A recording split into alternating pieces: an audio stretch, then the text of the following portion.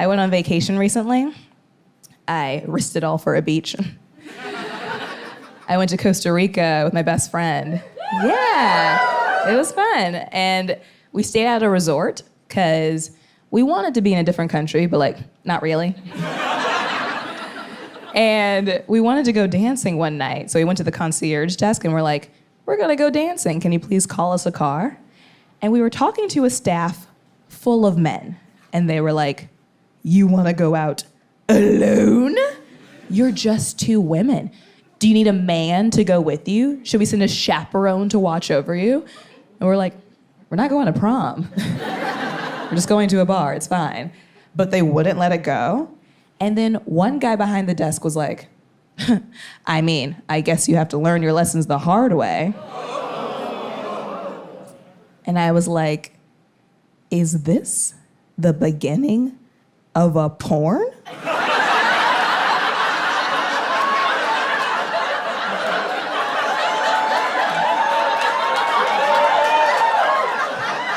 Learn my lessons the hard way. I mean, I wasn't expecting this, but okay.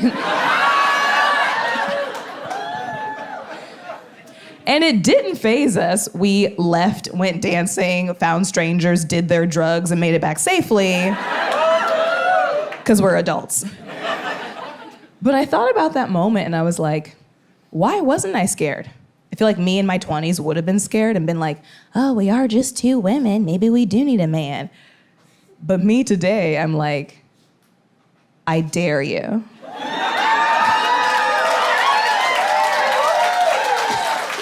I dare you.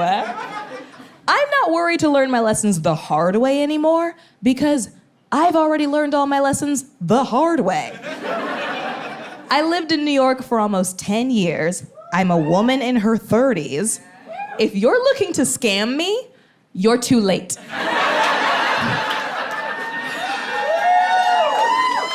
I have been scammed. At this point, I know all the tricks. I've been scammed out of money, sex, my time, mostly from the same guy. I used to live in Brooklyn, and I was at a local bar, flirting with this guy, and we were giving each other like, fuck me vibes. And I was like, okay, I think this is gonna happen. But he kept doing all these like chivalrous, transactional acts for the pussy. And I wanted to be like, no need. You got nothing but green lights here, we're good. But he wouldn't stop. And I was like, okay, this is clearly for him. I'll just play along, and this will be like personal role play where I pretend to be somebody who's harder to get than she actually is. I'll give it a try. So we're flirting in the bar. Bar shuts down, and he goes, oh man, it's so late. I should probably walk you home, right? And I was like, yeah. Walk me home. I wouldn't want to learn a lesson. And so he walks me home. We get to the bottom of my apartment building, and he goes, I should probably walk you upstairs, right?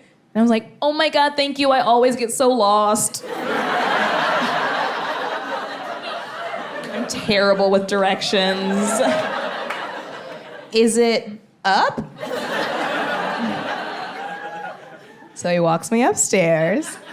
And then we get to my living room and we're talking for a long time. And then eventually he goes, oh, wow, it is late. I should probably stay here for the night, huh? And I was like, uh-huh. And he goes, on the couch? And I'm like, okay. And then we're like making the couch, tucking the sheets in the cushions, as if that's where he's gonna sleep tonight, wasting everybody's time. And then he tucks himself in the sheets. And he goes, oh, you know what I just realized? If your roommates come home and they see a stranger on the couch, they're gonna think I'm an intruder. I should probably sleep in your bed, right? And I was like, yeah, man, we are on the same team. We have the same objective. If you look at the board, this was the game plan the whole time. I even drew up a play for you to explode through the hole. Yes, get in my bed, and if your dick gets cold, you can use my pussy for warmth.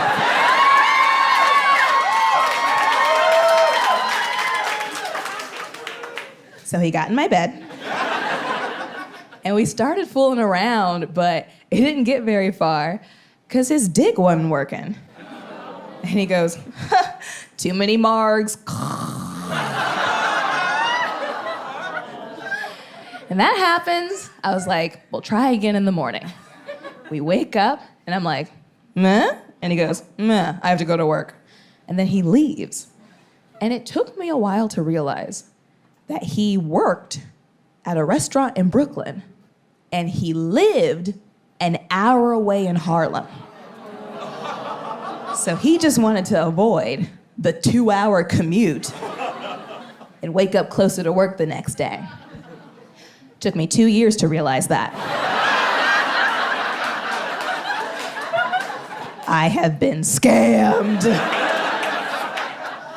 But I'm fine with this. I'm okay that I've gone through these things, because this means I never have to experience these things again. Right? I've already lived through them and learned from them, and when they come up again, I know how to handle it better. For example, I was walking down the street by myself, and this man approached me, and he asked me for the time. I pulled out my phone, looked at it, looked back up, his dick was out. Learned my lesson, I don't tell anyone the time anymore. Like, oh, what time is it? Time's up. That's what time it is.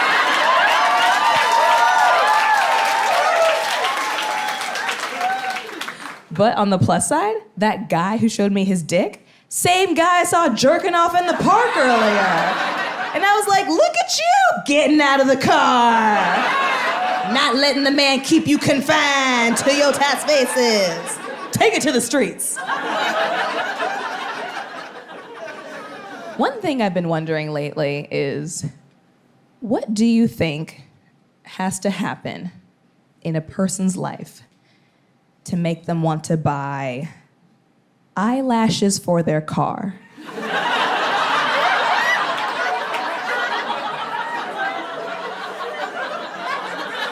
Like, who hurt you?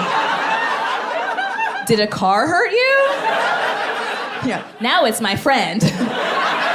It'll never hurt me again. Who is the audience for this? Is it for the driver's amusement? Do they walk up to their car every day like...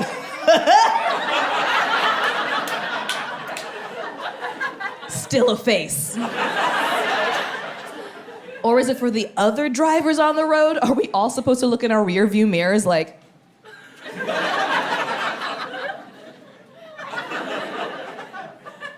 Am I in the movie Cars? And is this car flirting with me? Like, I wear fake eyelashes when I want to look sexy. Are the owners of these cars trying to make their cars look sexy? And again, for who? Are all the cars with eyelashes being mounted by all the trucks with truck nuts?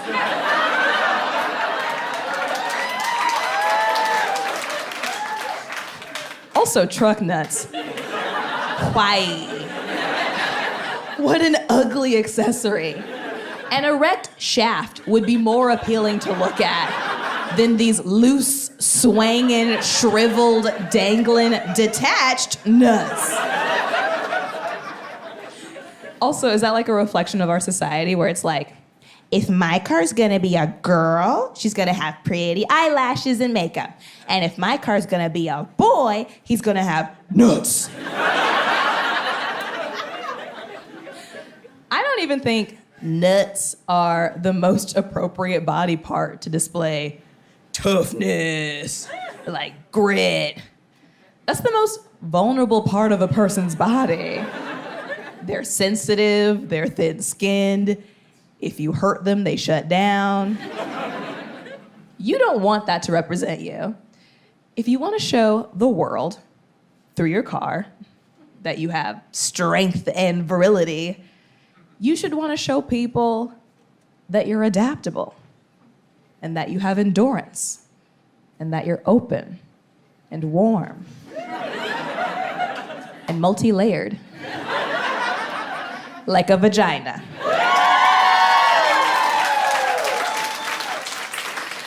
Don't get truck nuts, get a snatchback.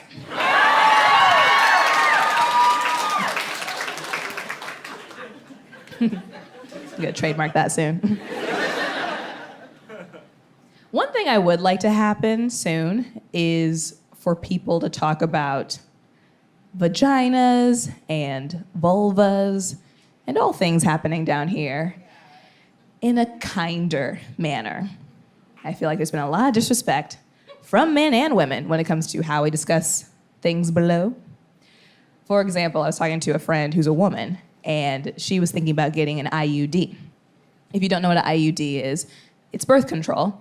It can be copper or plastic. They put it in your cervix. It's shaped like a capital letter T. And whenever sperm comes around, it's like, seats taken.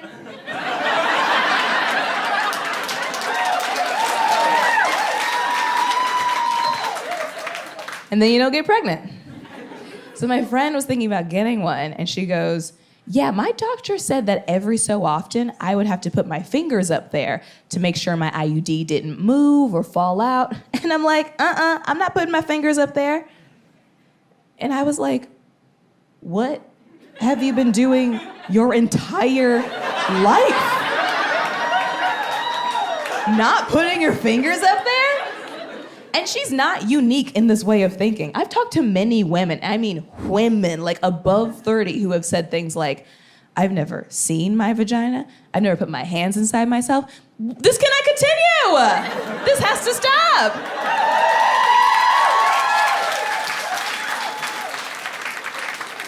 Even when it comes to period stuff, I use a menstrual cup and have for the last 10 years.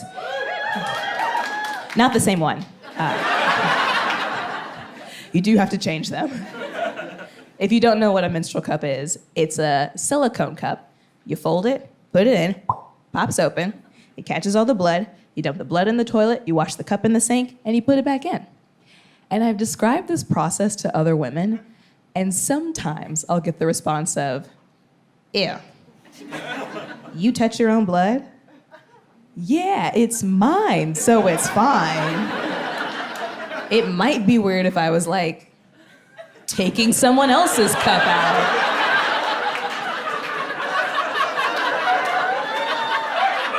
Or like shampooing with it. Or mixing it in a drink.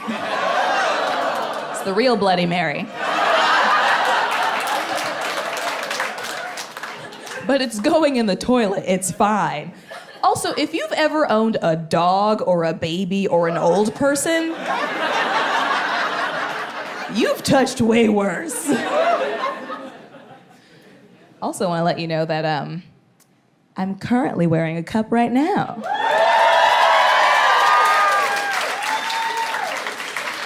Just to give you a little peek behind the beef curtain. Isn't that fun? You just never know. You never know. You could be talking to somebody, looking them in the eye, and they could be holding. I'm like a molten lava cake right now. She's got a little surprise. But I like talking about this stuff because it doesn't have to be secretive or taboo or icky. It's so natural and normal.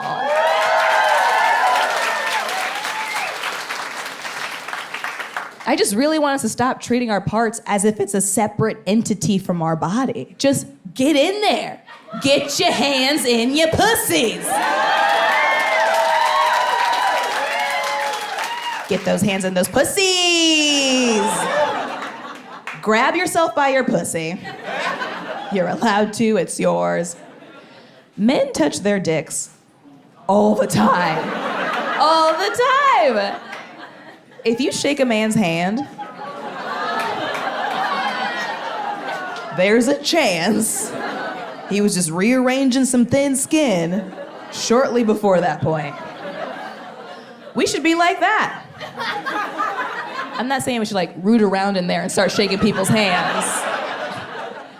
We should just check up on what's happening down there with as much frequency. I have friends who will let someone pound that pussy, destroy that pussy, beat that pussy up.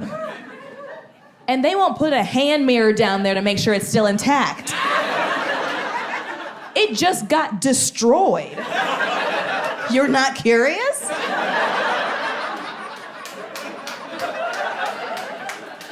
Also, if you're in the crowd and you're like, oh my God, she's talking about me, I hate this, I'm not judging you. I don't judge anyone for this mentality because we're raised this way. We're raised in a culture that demonizes women for even having bodies and makes us feel like our parts are only important in relation to how they make other people feel.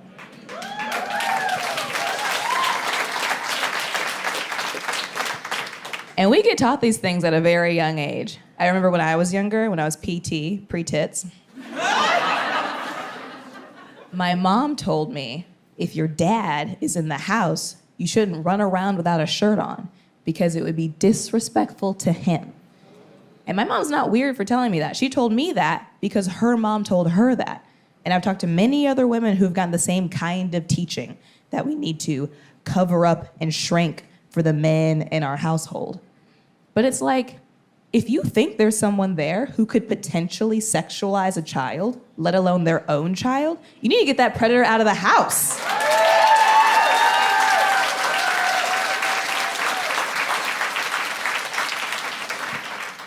And to make you feel better, my dad didn't show any signs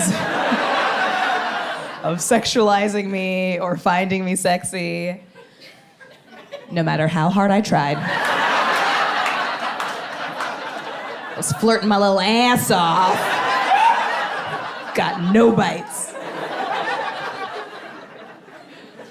I also feel like we need to tell little girls it's okay to touch yourself and explore your body.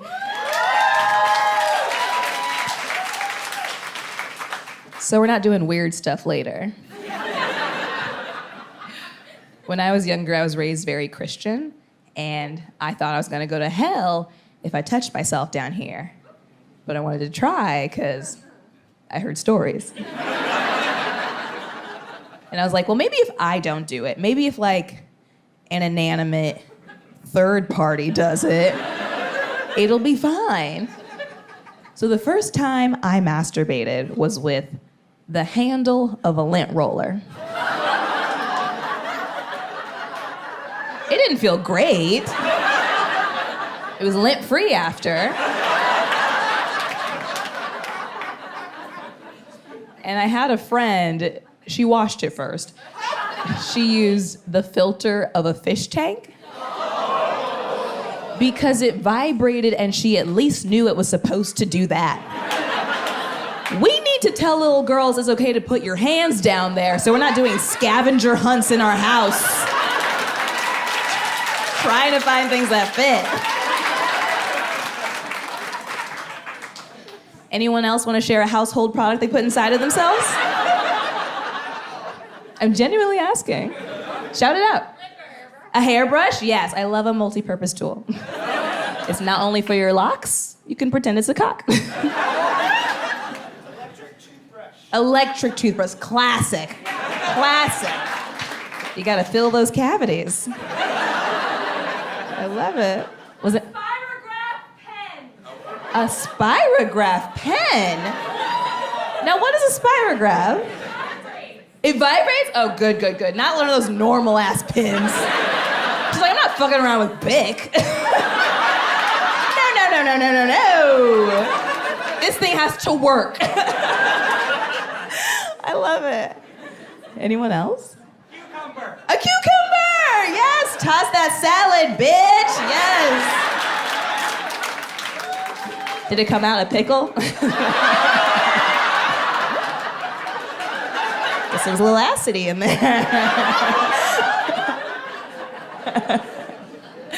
Anyone else? The end of a couch.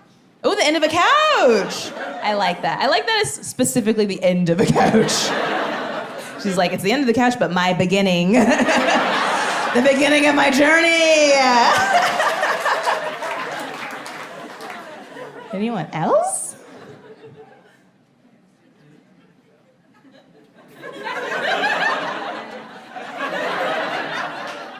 Okay. Thank you so much to everyone who shared.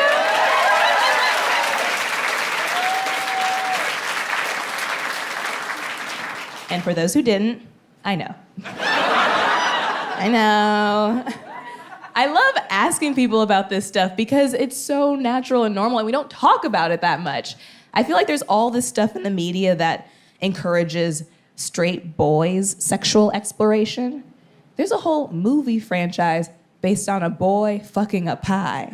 I counted. There are 8 American Pie movies. 8!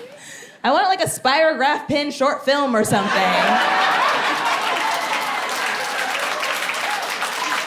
Give us something. Also, if you have experimented and put a household product inside of yourself, you're in good company. You have our friends. And there's a whole group of people who are known to have done the same thing. And those people are witches. Allegedly, the imagery that we see of a woman riding a broomstick comes from women being caught putting the hallucinogenic drug DMT on the end of a broom and masturbating with it. So they were flying high on a broom. They were geniuses. They were putting brooms in their hoo-ha, or their bru-hoo-ha. They were getting high while they were getting off, and men were like, kill them. Why would you persecute a person like that? That's not a woman you burn, that's a woman you marry. Clearly she has good ideas. That's someone you follow to the ends of the earth like, what other cool stuff are you doing in the woods? I want to see. I really think a lot of that witch hunt hysteria was just men being upset that women were having fun without them. All the men are like, oh, you don't need me to help you come? And all the women are like, I have a broom. I can sweep myself off my own feet.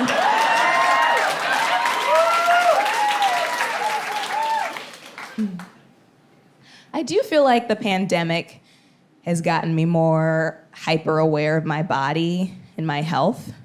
I'm just trying to do more check-ins than I usually would. And what I found is that I've been having these heart palpitations. Yeah, I've had them for years, but in the last year, they've increased in intensity and frequency. And it's not a bad heart, it's just like offbeat, like an old white couple clapping along to Migos at a basketball game. It's like they're trying their best. And I did all these tests and all these scans to figure out what was happening to me. And I was hoping for like a romantic comedy diagnosis, like, you love too hard. Your heart's too big. But no, the results came back and thankfully said there's nothing physically wrong with me. And my doctor thinks that the palpitations were linked to anxiety. And I was like, so the call's coming from inside the house. But I was confused because I've been having palpitations since college. So I was like, this means I've been anxious most of the time and for all of my adult life. And my doctor was like, welcome to being alive. And I was like, well, what about the heart monitor? I had to wear this heart monitor on my chest for 2 weeks straight. Didn't match any of my outfits. And it was supposed to read the palpitations, and if I myself felt anything, I had to tap on the monitor to echo that something just happened. And she goes, well, the monitor didn't pick anything up, but you tapped on the monitor anywhere from 8 to 10 times a day. That sounds like something an anxious person would do. The monitor probably wasn't even supposed to pick up my palpitations. It was probably just me diagnosing myself through Morse code, going straight to my doctor like, I'm overwhelmed. And she's like, yeah, that's anxiety, we got it. My anxiety's been manifesting in other ways in my body as well. I've been experiencing sleep paralysis. Has anyone had that before? Yeah. Woo! More like, it's terrifying. So sleep paralysis is when your brain wakes up from REM sleep, but your body does not. So you feel like there's a force holding you down, and because you just woke up from a dreamlike state, you might see moving images in the room around you. And I was looking up information on this because I love to learn.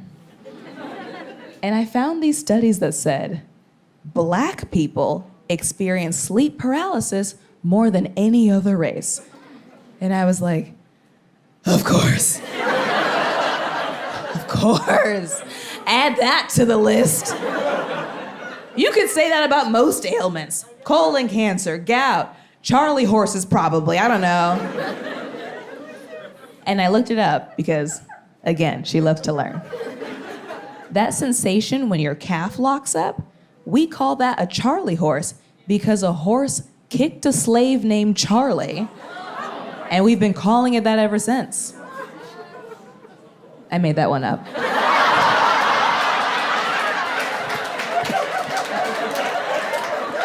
It was just a goof. But could you imagine? Poor Charlie has to deal with this racist horse every day. He's like, you can lead a horse to water, but you can't make him woke.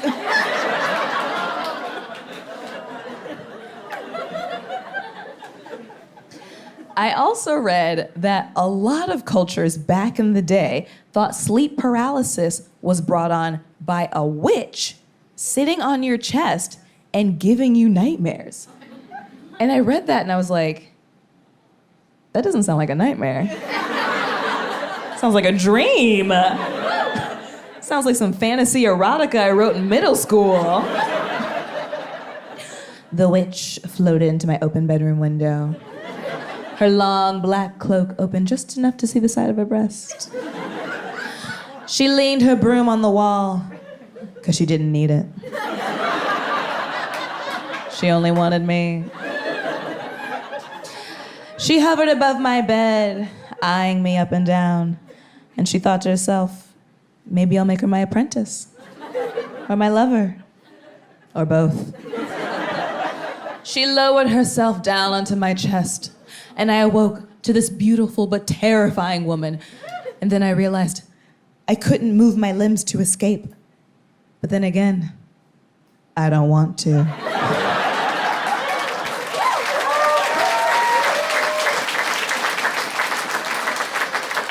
Changed my perspective on sleep paralysis entirely. Now I can't wait to go to sleep. When's that lady coming back?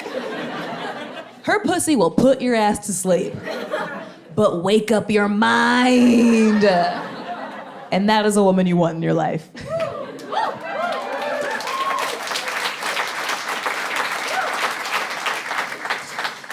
I am really glad those palpitations didn't turn into something worse, because I really don't like my experience going to the hospital or dealing with doctors. And I know I'm not alone in this thinking. I've been reading these articles. Thank you, she's well read. About how sometimes medical professionals don't listen to women when we talk about pain. Have you experienced this before? And this happens because a lot of the research that was done on human bodies was done on male bodies, and they just transferred a lot of that information onto female bodies. They were like, men and women, they're the same. Women's bodies are just like smaller and naggier. They're attached to a ball and chain. But other than that, they're the same. Which we know is not true. There are differences. We react to medications differently. We have different symptoms for different ailments. We make sure there's no urine on the outside of those pee cups before we turn them back in. There are differences. So because a lot of doctors are looking for what they would find on a man's body, on a woman, a lot of women get sent home either misdiagnosed or undiagnosed completely because doctors don't believe what these women are telling them. Like, they don't believe us. I don't know about you, but I don't know any women who are lying to go hang out at the hospital for fun. I could read old magazines and watch Judge Judy at home. I don't need to be here for this. Also, I don't know any women who just want to, like, inconvenience anyone's time or take up too much space like that. Or at least that's how I feel. I remember one time I was on the subway and I was on a packed car. It was really late at night, and this drunk woman stumbled onto the train. And she was looking for a seat, couldn't find one, and so she chose me. She sat right on my lap, and what I should have said was, "Seats taken."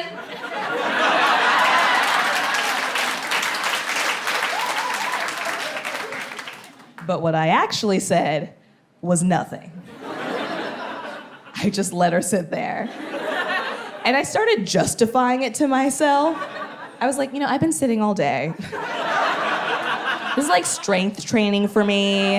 This is good for me. And maybe she just read my nurturing vibe, and that's why she chose to sit on me over everybody else in the car.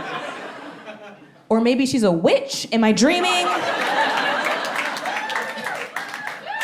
So that's the place I'm operating from. I don't speak up for myself when I'm supposed to. So if I actually make it to the hospital to tell someone about the pain I've been experiencing, I've probably been dead for 3 hours. And this kind of thing happens to all women, but the rate at which women are misdiagnosed or undiagnosed completely is exponentially higher for Black women. And it's like, of course. I think people may be confused by the term strong Black woman and think we're like immortal, which I understand is confusing because we never age.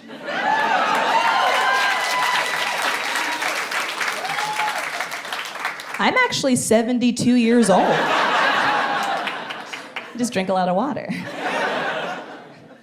And thankfully, more people are talking about this issue. It's more in the zeitgeist, it's more in the news cycle. The latest thing that happened that got the whole country talking was Serena Williams almost died after giving birth to her child because doctors didn't listen to her when she asked them to scan for blood clots. Who wouldn't listen to Serena Williams? Is this hospital just full of referees from the US Open?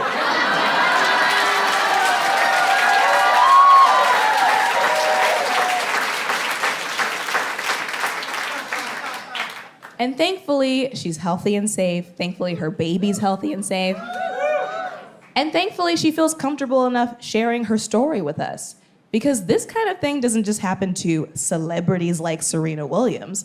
It happens to people in my family, in my friend group. It happened to me. Years ago, I got hit by a car. You should see the car. Just kidding, I didn't even see the car. Maybe if the car had eyelashes, it would have seen me.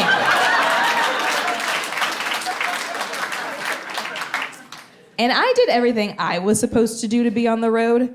I was in a crosswalk. I looked to my left, didn't see anything. Looked to my right, didn't see anything. Looked back to my left, saw a Chevy Yukon coming very fast towards me. It clipped me at my knees. I rolled up on the hood, bounced off, hit my head on a different car on a different lane. Because I'm an overachiever. Not only did I get hit by a car, but I hit a car. And then I hit the ground, and most of the impact happened on my arm, and that's actually where I get the scar from. And I've had people in my life ask me if I want to get this cosmetically removed, but I actually really like having the scar, because it's a nice reminder. It reminds me that I went through something, and that tomorrow's not promised. And that danger's at every corner. You gotta keep your head on a swivel. You never know when someone's gonna come out of nowhere and try to make your life hell when you're just minding your own damn business. And maybe that's where some of the anxiety comes from.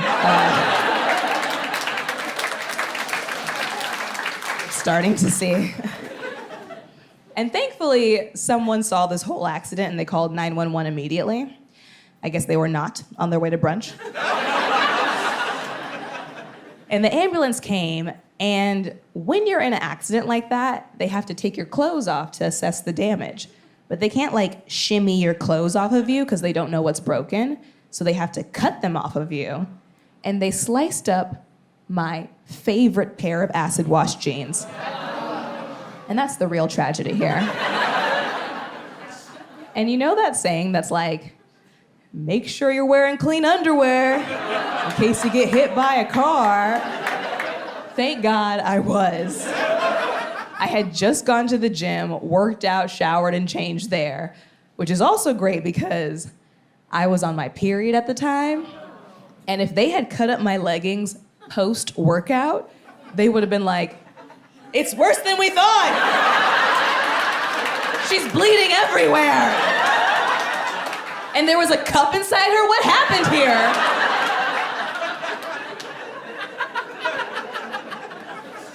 But thankfully that wasn't the case. And they took me to the hospital, and I was waiting in my stretcher bed, waiting to go into the x-ray room. And this nurse comes up to me. Not my nurse, just a nurse. And he goes, what are you in for? And I was like, am I in prison? And is this the beginning of a porn?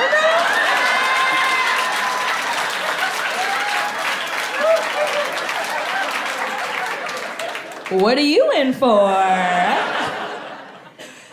And once I realized that was not what was happening, I told the nurse, I got hit by a car.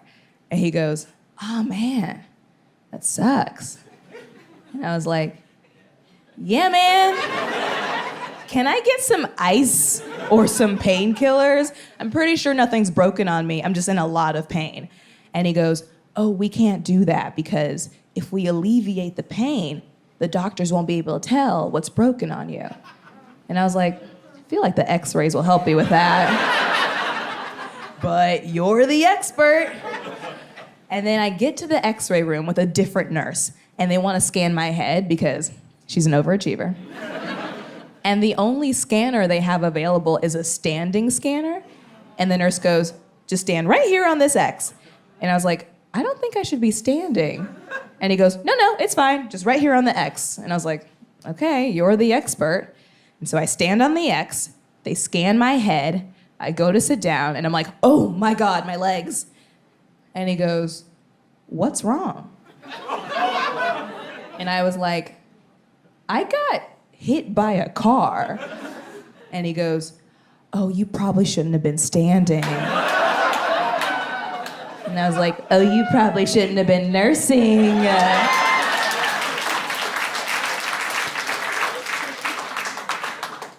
And then I'm finally in my medical room, waiting for the doctor. Doctor enters, and she goes, okay, we looked at all your scans. Looks like nothing's broken. You just have some serious bone bruises. And honestly, if we had given you some ice and some painkillers when you first got here, you would have been gone 7 hours ago. And I was like, is this a prank show? Is this what would you do? Is John Quinones and some cameras gonna come out and congratulate me for not choking everyone in this hospital? And I didn't know at the time why that was my hospital experience. But years later, I learned about this term called superhumanization, which sounds like an experiment you have to go through to become an Avenger. But what it actually is racial bias, where people believe that Black people are stronger than we actually are.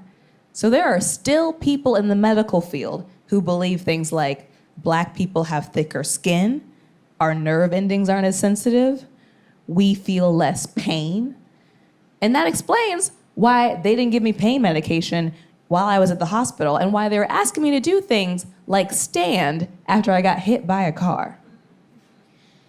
But I think there's a way we can work on this. I feel like there's a way we can get people to believe Black women when we talk about pain. Because people believe Black women when we talk about things being cool.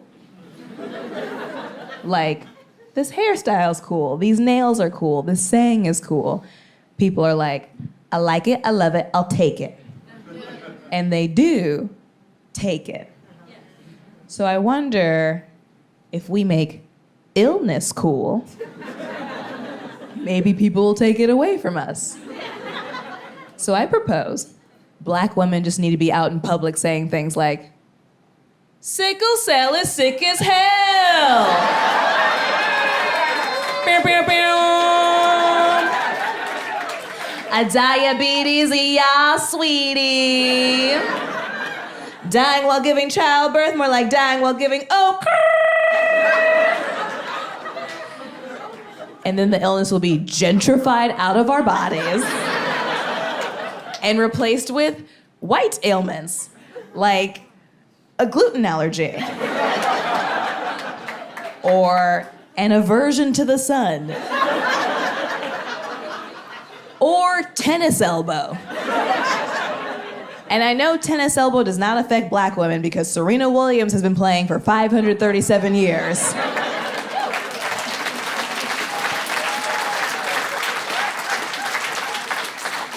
It hasn't gotten her yet.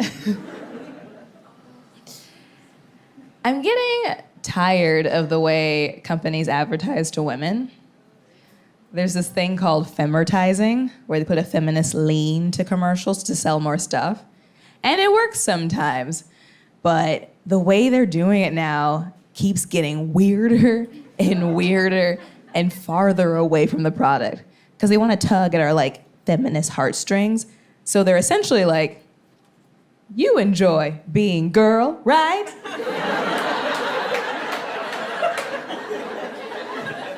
And you like that girls were able to girl before you, girl?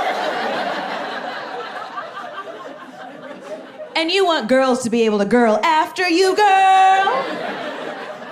Then buy Friskies. What? The cat food? Was this like a pussy joke the whole time? And there's one campaign that haunts me to this day. It came out years ago. It was for brawny paper towels. For years, they were putting a man lumberjack on the packaging. And they decided, for Women's History Month, we can do it too. They were like, we're gonna solve a problem no one thought of. So they started putting a woman on the packaging, but it sucked because they didn't even show this woman's full face. It was just her mouth to her tits. You know, the important parts. What's gonna suck my dick and where do I come? Just right here. But at least you have a paper towel to wipe it off. They got you covered. And there was one commercial for this campaign that was so intense. It was like shot in a black warehouse, and there were these glass panes suspended from the ceiling, which I assume represent the glass ceiling.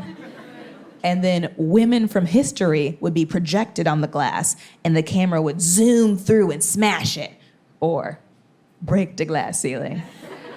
So it'd be like, Harriet Tubman, smash! Marie Curie, smash! Amelia Earhart, smash! Serena Williams, which, yes, absolutely deserves to be on that list. But that is a huge jump in time. There was no one in between Amelia Earhart and Serena Williams? Like Mother Teresa didn't do anything for you? Or Cher? And then it gets to the last glass, and it's a picture of this ethnically ambiguous model, and it's like, is she next? Hashtag strength has no gender, and all these website links. And I was like, what was I watching? Oh, Oh yeah, a paper towel commercial. They've gone too far. Also, I never want to see anyone use Harriet Tubman to advertise cleaning products. She was enslaved. They're like, you know who knows clean? Harriet Tubman. Get your windows so clean you can almost see freedom.